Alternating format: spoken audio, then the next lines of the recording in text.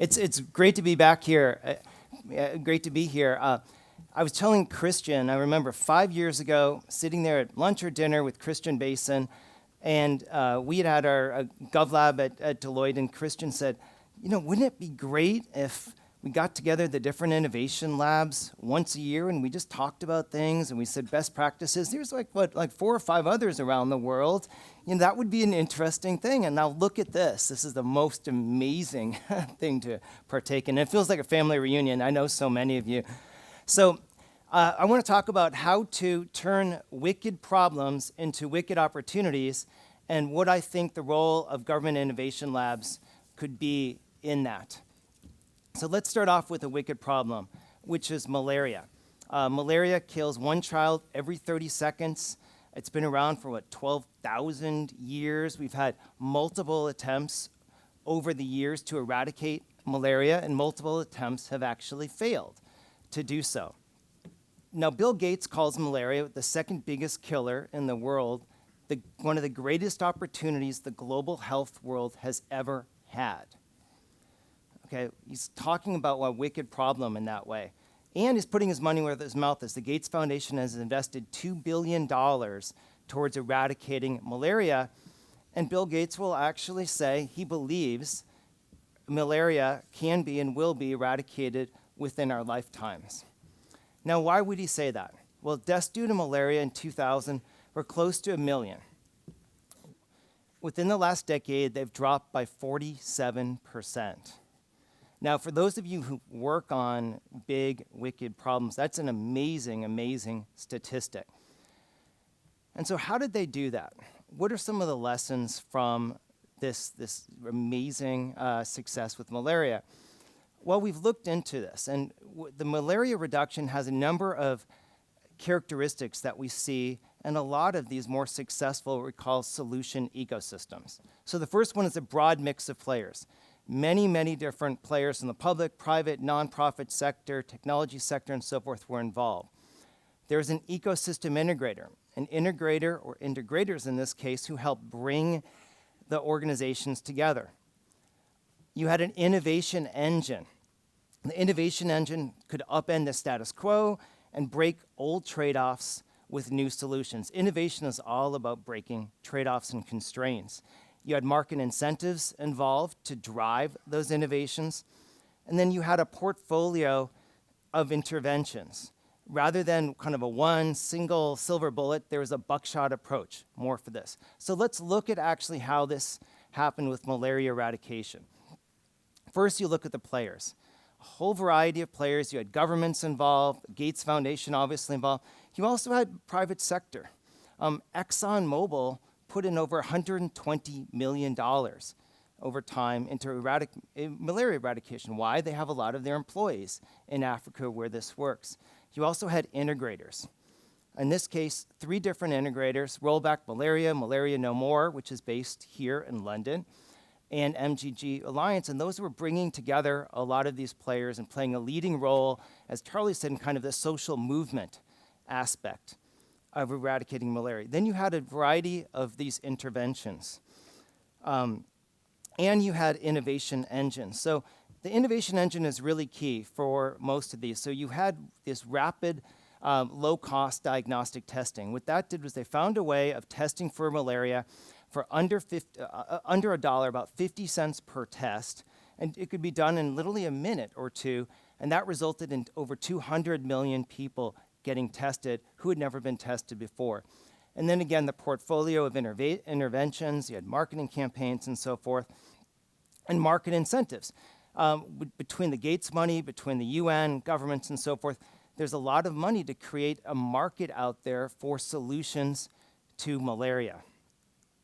Now, integrators are a really, really key element of these solution ecosystems. And in this case, you had an integrator who pulled together a lot of the private companies, worked with the UK government here, citizen volunteers, various solutions, and that integrator was Malaria No More, which again is based here. And Malaria No More actually has had a big impact. 5 million people they've been able to equip with mosquito nets. They've reached 20 million Africans through Night Watch. And they've also done a lot of things to bring celebrities in, to bring a lot of different pieces of the puzzle in.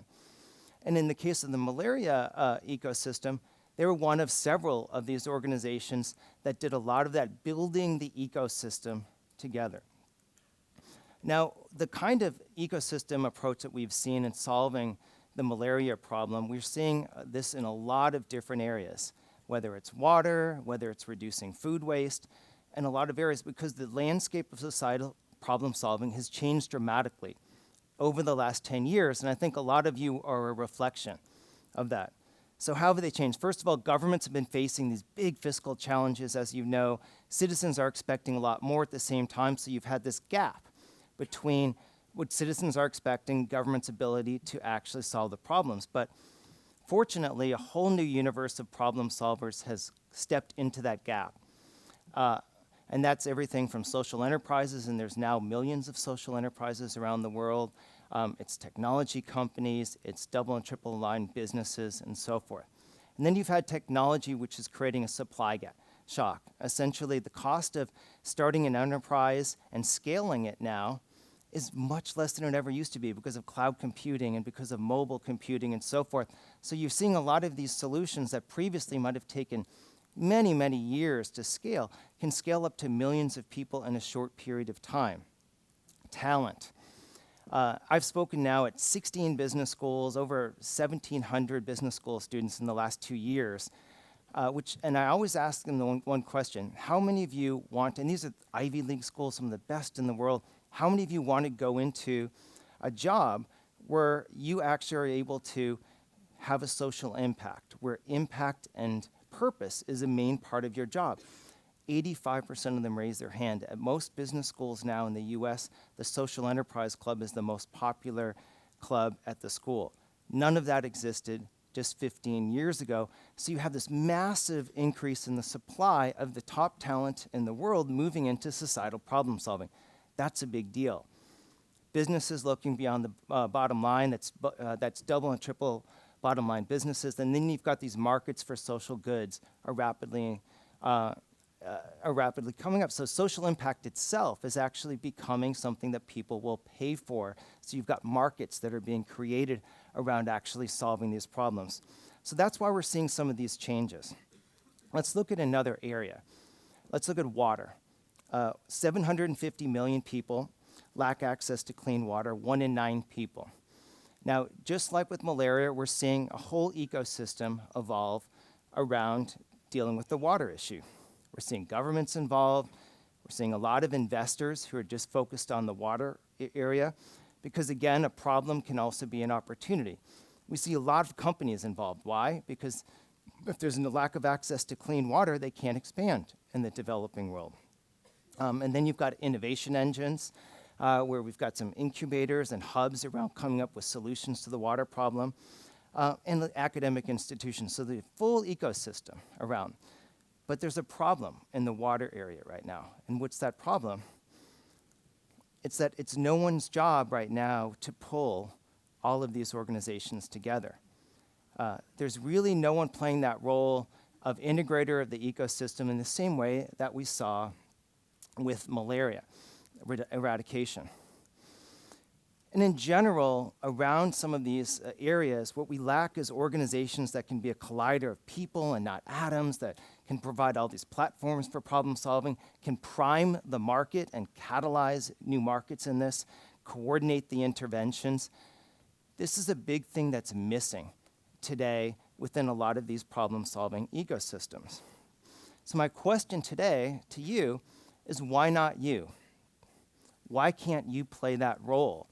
And if you think about Charlie's presentation, it's kind of that role where you're connecting with some of these social movements, but you're helping to bring together a lot of these other organizations, business, the nonprofit sector, social movements, and so forth.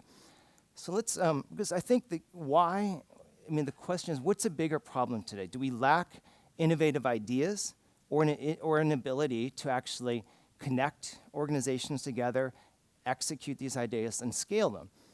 And it's my argument that it's the latter. It's the capability that is most needed today and is in the most short supply in societal problem solving. We've examined literally dozens and dozens of these ecosystems. So let me end with an example. Then I wanted to mention that some of you labs you're playing this role already. I mean, I think Nesta does a wonderful job of this in a variety of areas, whether it's digital education and now the health lab. The HHS Idea Lab in the US, they're actually bringing together a lot of individuals and organizations around procurement reform in their Buyers Club. USAID is doing this. And one of the best corporate examples is Project Shakti, which did this and created an ecosystem around actually around trying to actually reduce some deaths from diarrhea and so forth in India. But in general, we're not seeing a huge amount of that played. So let's look at an area that I think shows the importance of this and also shows the difference between how we would solve problems today versus, say, 50 years ago. The US highway and interstate system was mostly an engineering problem to be solved. And that's what we had to figure out how to solve it. And we did a very good job of solving that. Now let's look at where I live in the DC area and traffic congestion. People spend over 67 hours a day stuck in traffic. It's actually the worst traffic congestion in the country right now. Now, solving this problem is not an engineering problem. You can't really build out the roads anymore. It's a human behavior problem to try to solve it. Now, what are some solutions to it? You've got smart mobile, you've got ride sharing, you've got bike commuting, HOT lanes, on-demand cars and buses, car sharing, a whole variety of solutions. And we looked at this and we said, here are some of the problems right now, and if you applied some of this, you could actually have huge increases in safety and savings reductions, just from applying just a few of these. Now the problem is that who's going to actually, how do you get from here to there? I was meeting with the Deputy Transportation Secretary from one of the states around DC the other day, and he said, you know what? We know what the solutions are, but we don't know how to pull them all together. No one is playing that role. So let's look at that. So congestion relief. You've got a variety of players involved. You've got the car companies, you've got employers, transportation departments. You've got a whole variety of different interventions you can have. Now, the problem to actually get a carpooling culture, to get more people to bike commute to work, that requires marketing campaigns. You have to figure out how to actually get people more into carpooling. It requires behavioral economics, a lot of nudges to think about what might actually work. And then there's a variety of the innovation engine. You could look at some of the technologies that are involved, market incentives. Now, think about the average transportation department. You might say maybe they should play that role. Well, they're filled with mostly engineers who know how to build roads and bridges, and that's what they're comfortable with. So the thing is that we have all the solutions for an issue like this, but the problem is we have no one actually pulling them all together. And it's my argument that we see that around a variety of these big problems today. And so the question is, why can't that be you? Why can't this be a role that you would actually play? All the different players are actually, a lot of them are in this room today who know how to do it. So that's what I'm going to end with. A vision for government innovation labs as the center of some of these ecosystems, playing that role of connecting. And you're seeking partners, you're building off-sector, you're bridging sector differences between the public, private, nonprofit sector. You're aligning action. You're aligning these organizations around it. You're closing gaps in the market, seeking partners, and so forth. It's a different role than a lot of you are playing today, but it would be a very, very powerful role, and you'd be filling a massive gap. And I think it would be the sort of role that could take government innovation labs to a whole new level. Thank you so much.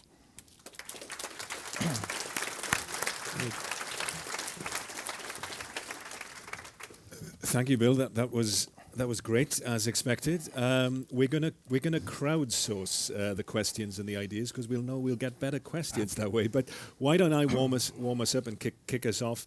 It was interesting that you ended really with, both literally and metaphorically, a central role for government, which, some more libertarian, interpreters of your work would be surprised at, that actually you're advocating a central role for government, but albeit in a very different form as the system integrators. Well, I think, throughout my work for the last 25 years, it's that government should play a different role in general, that the role should be less less less steering and rowing, and actually more of an enabler. So I think what this role is a solution enabler in many respects. And government doesn't always have to be at the center of these. I mean, there's a lot of great ecosystems, and very successful ones where government's not at the center. But what I was talking about is the role for these innovation labs. And you could actually say that it's a role you could see from the nonprofit organizations playing, government innovation labs playing, or even as noted in the case of Unilever, it was the private company that actually brought together an ecosystem that helped reduce deaths from diarrhea, and also, created a market for low-income people, very low-income people at the base of the pyramid who previously were not part of the market. What particular unique features do you think, or sort of capacities could government innovation labs have as systems integrators compared to some of the others that you mentioned from other sectors?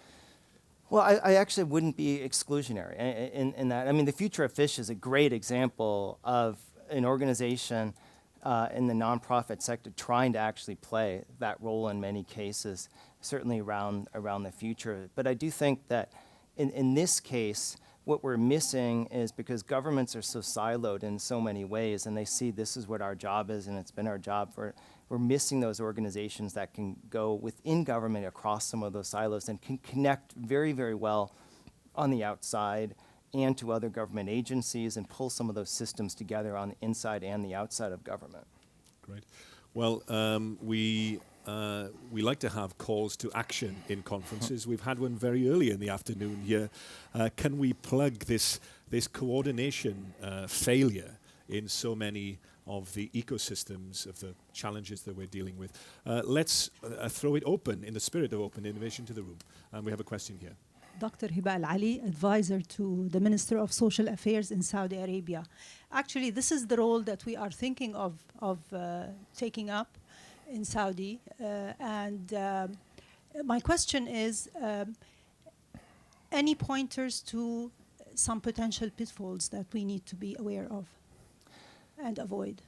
Well, I think certainly if you're taking up a role like this, just some things to think about in many respects. You want to look at how do you build capacity for this, certainly on the outside. You want to make sure that you have the capacity on the outside, because I know if you look in the UK, for example, starting with the Blair administration, they started building the capacity of civil society to actually be able to absorb and take on some of those other roles. And then you saw with Big Society Capital, the movement to try to create a market around social outcomes. So when I've spoken in the Middle East, I think that's one of the big things, is to make sure that you have capacity on the outside to actually do this.